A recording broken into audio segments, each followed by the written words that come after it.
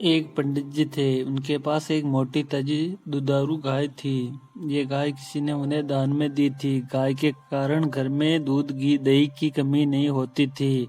खा पीकर पंडित जी मोटे तगड़े होते जा रहे थे। एक शाम की बात है। पंडित जी जैसे ही दूध दोहने गौशाला पहुंचे तो गाय वहां से गायब मिली। खूंटा भी उकड़ा हुआ था। पंडित जी की जान सूख गई। उन्होंने सोचा हो न हो गाय कहीं निकल भागी है। गाय चूंकि उन्हें बहुत प्रिय थी सो वे फौरन ढूंढने निकल पड़े। थोड़ी दूर पर पंडित जी को एक गाय चरती हुई दिखाई दी। वह खुश हो गए, लेकिन सांझ के जुर्मुट में यह नहीं जान पाए कि जिसे वह अपनी गाय समझ बैठे हैं वह पड़ोसी का मरखना सांड है। उन्होंने लपटकर जो ही रस्सी थामी की सांड भड़क उठा।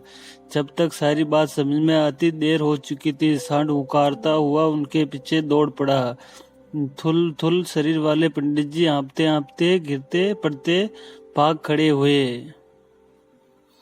भागते भागते उनका दम निकला जा रहा था और सांड था कि हार मानने को तैयार ही नहीं था। आखिरकार एक गड्ढा देखकर पंडित जी उसमें थप से कूद गए। सांड फिर भी न माना। पीछे पीछे वह भी गड्ढे में उतर पड़ा। पंडित जी फिर भागे। अब की बार उन्हें भूसे का एक ढेर दिखा। पंडित जी उस पर कूद गए और दम साध कर पड़े रहे। सांड ने भूसे के एक चक्कर लगाए और थोड़ी देर ठहरकर इधर उधर उन्हें तलाशता रहा, फिर चला गया। भूसे के ढेर से पंडित जी वापस आए तो उनका रूप बदल चुका था।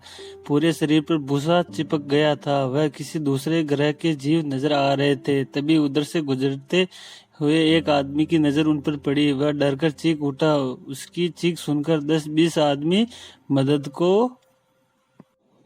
आ जुटे। अब आगे आगे पंडित जी और पीछे पीछे सारे लोग। वह चीखते रहे, भाइयों मैं हूँ पंडित जी। पर लोगों ने एक न सुनी।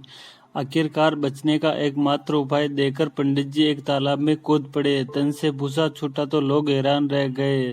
जब सारे लोगों को उनकी राम कहानी मालूम हुई तो सारे वापस अपने घरों को लौट गए। पंडित जी गाय की खोज में हाँफते हाँफते आगे बढ़े।